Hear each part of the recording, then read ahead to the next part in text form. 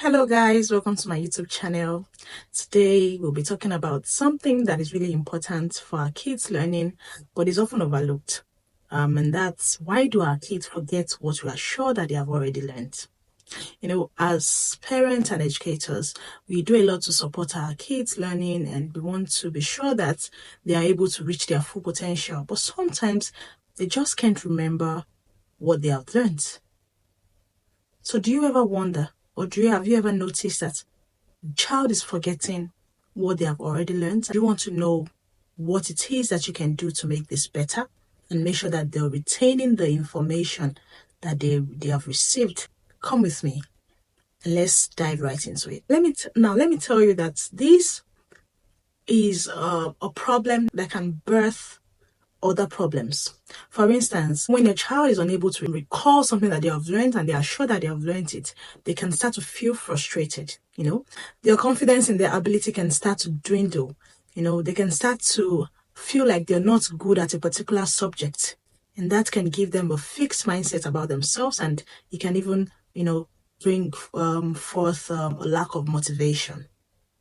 And that's what we don't want, right? It can also affect their ability to build on previous knowledge. So it has a lot of negative impacts, and that's why it is something that is worth talking about. Now, there are loads of factors to consider when it comes to this issue. One of them is stress. When a child is stressed, when a child's brain is stressed, a child's brain cannot absorb information.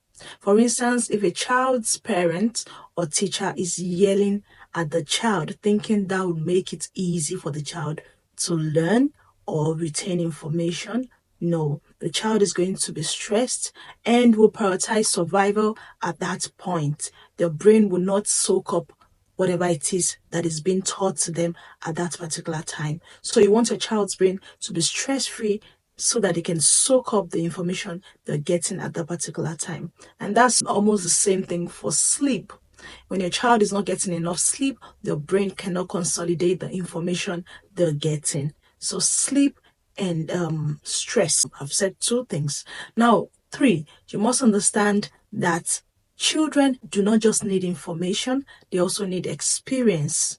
So when you're teaching, how do you teach? Children learn better when they're having fun. So make it fun, make it hands-on, make it into hands-on activities. Let them get into it, make it interactive, make it into games and simulations. They do not forget when they're having fun.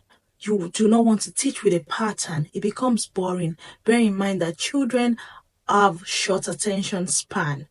So you want to make sure that you're using different patterns when you're teaching them. For instance, you want to use humor, and you want to also apply empathy. You want to also apply fear. You want to also apply a lot of things into the story that you're using to teach. Make it into a story, and then infuse all these emotions into that story to teach.